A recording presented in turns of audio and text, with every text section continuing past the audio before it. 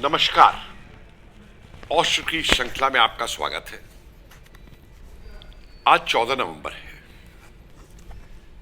हमारे देश में इसको बाल दिवस के रूप में मनाया जाता है, क्योंकि आज के दिन चाचा नेहरू जी जो है उनका जन्मदिन हुआ था। लेकिन सवाल एक ही उठता है कि क्या ये बाल दिवस हमें भारत के उन बालकों के नाम पे नहीं मनाना चाहिए जिन्होंने इस देश की आजादी की लड़ाई में या अपनी धर्म की खातिर अपने प्राण त्याग दिए, जिन बालकों ने बंदूकों की चिंता नहीं की, तलवारों की चिंता नहीं की और ऐसी ऐसी कुर्बानियां की जो कि शायद बड़े बड़े वीर भी नहीं कर पाते। इसी संदर्भ में आज हम चर्चा करेंगे बाल दिवस को उन वीरों को समर्पित करते हुए, उन बालकों को समर्पित करते हुए जिन बालकों ने इस देश के निर्माण में, राष्ट्रीयता की भावना जागृत करने में, अंग्रेजों से युद्ध करने में, आक्रांताओं से युद्ध करने में अपनी भूमिका निभाई, बलिदान दिए। और मेरे साथ इस चर्चा में है प्रोफेसर मक्खनलाल, जाने माने इतिहासकार। तो प्रोफेसर मक्खनलाल, नमस्कार। आपसे ही मैं शुरू करूंगा इसको। एक छोटी सी प्रस्तावना मैंने जरूर दी बाल दिवस को लेकर के कि आपके क्या विचार हैं बाल दिवस के बारे में।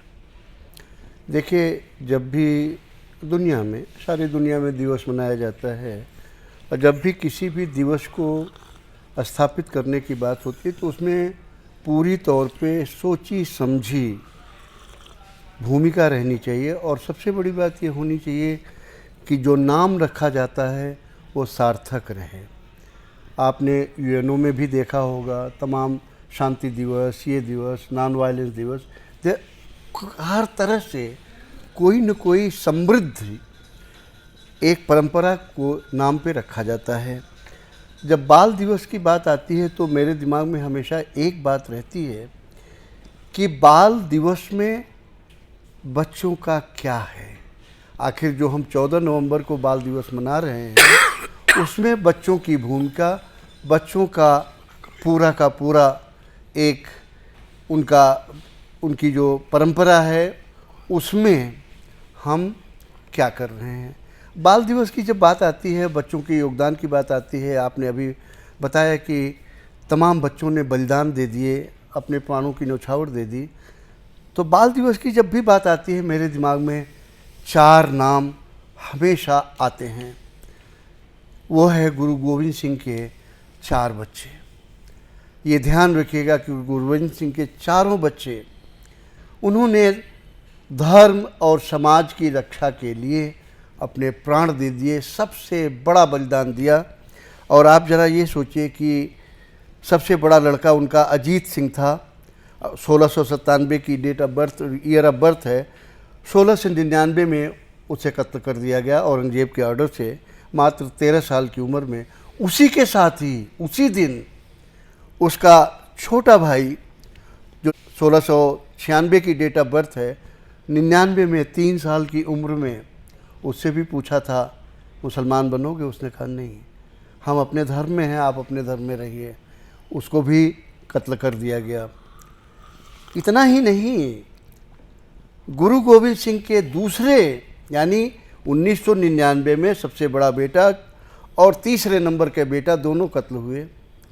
लेकिन 1705 में औरंगजेब की मृत्यु के 2 साल पहले फिर एक बार गुरु गोविंद सिंह के ऊपर ही ये क़यामत आई, ये मुसीबत आई। इससे बड़ी मुसीबत क्या हो सकती है कि बाप के सामने उनके बेटों को कत्ल कर दिया जाए और बाप कहे कि ठीक है, मुझे गर्व है, हमारे बेटे धर्म और समाज की रक्षा के लिए अपने जान दिए।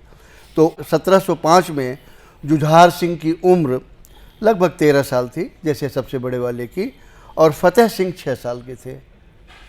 4 बेटे, 13 साल, 3 साल, 13 साल, 6 साल की उम्र में कत्ल कर दिए गए। उन्होंने कोई चोरी डकैती नहीं की थी, कोई मर्डर नहीं किया था, कहीं किसी तरह का क्राइम नहीं किया था। उन्होंने इस देश को, इस धर्म को, इस समाज को रक्षा के लिए अपने जान दे दिए, अपनी बलिदान दे दिया। इससे बड़ा आदर्श बच्चों के लिए क्या हो सकता है? ऐसे आदर्शों को जब आप सामने रखेंगे, अगर आप गुरु गोविंद सिंह के चारों बच्चों के नाम पे बाल दिवस मनाते हैं, तो आज के बच्चे निश्चिततः जानना चाहेंगे कि आखिर अजीत सिंह कौन थे, जोरावर सिंह कौन थे, जुझार सिंह कौन है, फतेह सिंह कौन है। इनके नाम पे जब रहेगा तो बच्चे जानना चाहेंगे ना कि जिनके नाम पे बाल दिवस मनाया जा रहा है वो बच्चे हैं कौन। और जब उनके बारे में ये पता चलेगा तो आप ज़रा सोचिए कि उन बच्चों की मानसिकता क्या होगी, वो बच्चे किस तरह से पले बढ़ेंगे और उनके विचार कैसे पुष्पित पल्लवित होंगे। इसलिए कपिल जी, मेरा अपना मानना ये है कि बाल दिवस की अगर आप कल्पना करते हैं तो निश्चिततः 1699 से पहले के भी कुछ एग्जाम्पल होंगे जहां बच्चों ने अपने जान दे दी देश के लिए, लेकिन एक पिता के रहते हुए बिना उसके उफ किए हुए 4 बच्चों को कत्ल कर दिया जाता है। इससे बड़ा एग्जाम्पल इतिहास में, आप भी इतिहास जानते हैं दुनिया का, हम भी थोड़ा बहुत जानते हैं, इससे बड़ा एग्जाम्पल देश की, समाज की, धर्म की रक्षा के लिए बलिदान का कोई दूसरा उदाहरण नहीं मिलता। और ये बच्चे ही थे, अभी तो किशोर भी नहीं थे। 3 साल का बच्चा, 6 साल का बच्चा, 13 साल का। मक्खनलाल, इस तरीके से देखिए, ये जो परंपरा है मैं प्राचीन भारत में अभी नहीं जा रहा हूँ, नहीं, प्रहलाद का हमारे सामने उदाहरण है, लेकिन आगे आप देखिए कि जब कूका आंदोलन होता है जी, वो भी पंजाब में अंग्रेजों के खिलाफ होता है, भयंकर आंदोलन है। और ये आंदोलन हुआ था जो अंग्रेजों ने गौ हत्या शुरू कर दी थी वहां पे, उसके खिलाफ, और सिखों में ही आंदोलन हुआ। और इसमें भी एक 11 साल के बच्चे को अंग्रेजों ने तलवार से इसलिए काट दिया था कि उसने भी मना किया था कि मैं अपना धर्म परिवर्तन नहीं करूंगा अंग्रेजों के साथ। उसके बाद हम अगर आगे चले तो आप देखिए 1938 में बाजी राउत जी, उड़ीसा में, माझी का बच्चा है, और अंग्रेजों की पुलिस जो है कुछ क्रांतिकारियों को पकड़ने के लिए वो नदी पार करना चाहती है, और वो सारे माझी मना कर देते हैं कि हम अपनी नाव से तुम्हें नहीं ले जाने देंगे, उनको गोली मार देती है। ये बच्चा है करीबन, ये भी 12 साल का। इसको पुलिस वाले कहते हैं कि तुम ये नाव लेकर के परली तरफ चलो, वो मना कर देता है, और बाजी राउत को भी पुलिस गोली मार देती है। तो ये एक और उदाहरण है। इसी तरीके के कई और उदाहरण हमें मिलते हैं। नंदिनी सतपथी जो बाद में चीफ मिनिस्टर भी रही उड़ीसा की, 1939 के अंदर कलेक्ट्रेट, मतलब कितनी उम्र रही होगी, 11 वर्ष के करीब उम्र थी, कलेक्ट्रेट में जो झंडा लगा था अंग्रेजों का, यूनियन जैक, वो झंडे के ऊपर चढ़ गई खंबे पे, और वहां जाके तिरंगा फहरा दिया और यूनियन जैक जो है नीचे उतार दिया। और जब नीचे उतर के आई तो उस 11 साल की बच्ची नंदिनी सतपथी पे अंग्रेजों ने कोड़े चलाए। एक और उदाहरण में मिलता है बड़ा इंटरेस्टिंग, सती साहे जी, ये आनंद मोहन साहे की पत्नी थी जो आईएनए के अंदर मंत्री रहे महाराज सरकार में, और जिन्होंने जापान में तमाम काम किया।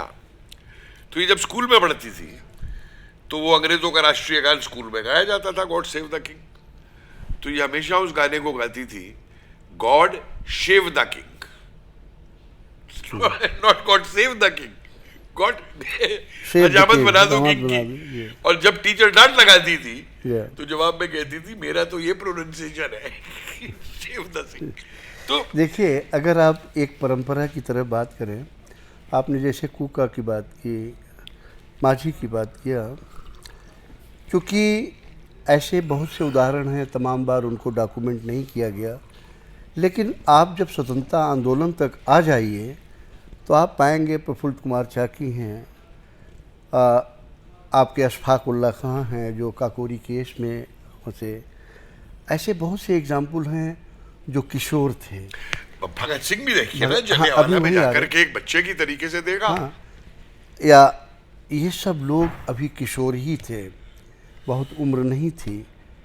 और कहीं न कहीं इनको अगर आप पढ़िए, इनके बारे में पढ़िए, तो आप ये पाएंगे कि देशभक्ति की भावना उनको अपने घर से, परिवार से, समाज से मिली थी। वो कहीं स्कूल में नहीं पढ़ाई जाती थी, और घर, समाज और व्यक्ति से जो मिलते हैं, जो कुछ भी प्रेरणा मिलती है, वो हमेशा ऐतिहासिक तथ्यों से मिलती है। और इसीलिए मैंने नाम लिया गुरु गोविंद सिंह के चारों बच्चों का, इसलिए एक परिवार के, एक माँ बाप के 4 बच्चे माँ बाप के जिंदा रहते हुए ख़त्म कर दिए जाएं, ये न केवल उनके बलिदान की बात है, आप गुरु गोविंद सिंह और माता के बलिदान की बात सोचिए, समझ रहे हैं ना। तो इसीलिए मैंने कहा कि आप एक नई परंपरा शुरू कर सकते हैं। जवाहरलाल नेहरू का कद उससे नहीं कम होगा। जवाहरलाल नेहरू का कद आप 14 नवंबर ज़रूर करते रहिए, लेकिन 14 नवंबर उनका बर्थ डेट है, आप मनाइए। लेकिन जब बाल दिवस मनाते हैं तो पंडित नेहरू बाल दिवस में, जब बालक थे तो उन्होंने तो कोई कुछ नहीं किया, इंग्लैंड में रह के ऐश करते थे, हैरों में पढ़ रहे थे। तो उन्होंने बचपन में क्या किया जो बाल दिवस पे मनाया जाए। और अच्छा, बच्चों को वो बहुत चाहते थे। कौन नहीं चाहता था? क्या आप बच्चों को नहीं चाहते? क्या ये भारतीय परंपरा में कहा नहीं जाता कि बच्चे भगवान के स्वरूप हैं? वो तो घर घर के कहा जाता है। क्या गांधी जी बच्चों को नहीं लाइक करते थे? तो मुझे ऐसा लगता है कि जब भी किसी भी चीज़ को नाम दिया जाए, उसके पीछे प्रयोजन बहुत साफ रहना चाहिए और उनके अपने कर्तव्यों को देखना चाहिए। क्योंकि अगर बाल दिवस को नेहरू जी से किया जाता है कि प्रेरणा स्रोत बने, तो नेहरू जी ने अपने बालक काल में क्या क्या किया है उसको भी कहिए, बताइए। तो वो तो कोई ऐसी चीज़ आती नहीं।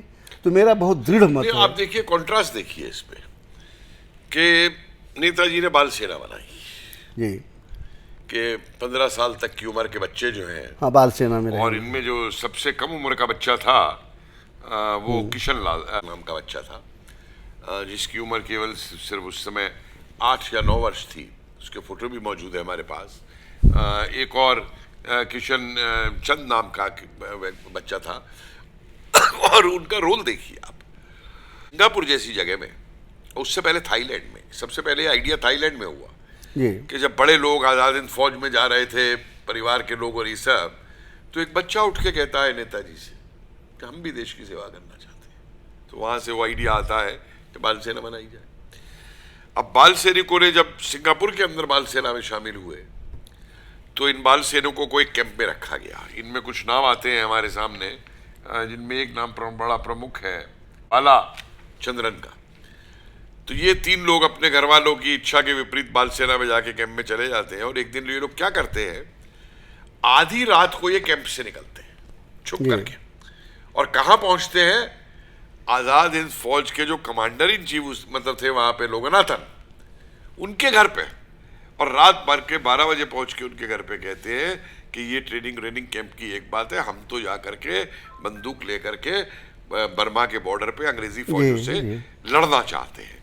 और इतना बड़ा एक रोल इस बाल सेना ने थाईलैंड में, रंगून, मतलब साउथ ईस्ट एशिया के जितने भी शहर थे, हर शहर में बाल सेना मौजूद थी, जो परेड करती थी, मेरा राष्ट्रीय गीत गाती थी। हम आप लगभग एक ही स्तर पे बात कर रहे हैं, एक ही प्लेन पे, कि हमें बाल दिवस के दिन वो एग्जाम्पल रखे जाने चाहिए जिनसे बालकों के मन में वही सब करने का मन हो, उनके मन में ये संकल्पना बने कि ये हमारे आदर्श हैं। बस इतना ही मैं कहना चाहूँगा। यही आप देखिए ना कि आदर्श बनने में भी जिनको चुना जाए। भाई आदर्श, मैं आपको एक छोटा सा उदाहरण देता हूँ कि सिंगापुर में जब वापस अंग्रेजों का कब्जा हो गया, तो इन लोगों ने वहां पे मतलब जय हिंद का नारा लगाना तक जो था उस पर पाबंदी लगा जी। तो ये जो बाल सैनिक थे छोटे छोटे, क्या करते थे, गली में से बाहर निकल के आते थे, और जहाँ ये अंग्रेजी फौज खड़ी होती थी उसमें बहुत सियाने हिंदुस्तानी भी ले गए थे, अंग्रेज साथ में हिंदुस्तानी फौज के, उनके सामने जाके जय हिंद का नारा लगाते थे और जब तक वो इन्हें पकड़ने आते थे भाग जाते थे गली भाई में। और वो इतना वो हो गया कि वो मतलब जो ऑर्डर था ओरिएंटेड हो गया। एक छोटा सा उदाहरण मेरे सामने आया, बल्कि इस्लाम की 9 साल की बच्ची है और वो बच्ची जो है इनकी बेटी है हबीब साहब की, जिन्होंने 1 करोड़ रुपया दिया था रंगून के अंदर आज़ाद हिंद फौज के लिए। तो जब कर्नल ढिल्लो रंगून की जेल में बंद है तो ये बच्ची मिलने जाती है अपने फादर के साथ और छोटे 2 भाइयों के साथ में। तो ये बच्चे हमेशा आज़ाद हिंद का वो बिल्ला लगा रखते थे। तो अब इन्होंने देखा कर्नल ढिल्लो ने कि अरे इन्होंने तो चर्चिल वाली वी साइड वाली टी शर्ट पहन रखी है। तो एकदम पूछा कि क्या तुमने आज़ाद हिंद को छोड़ दिया है? सिर्फ बल्कीस ने वो लगा रखा था बच्ची ने आज़ाद हिंद का। तो बाकी जो दोनों छोटे बच्चे थे उन्होंने अपनी टी शर्ट ऐसे हटाई,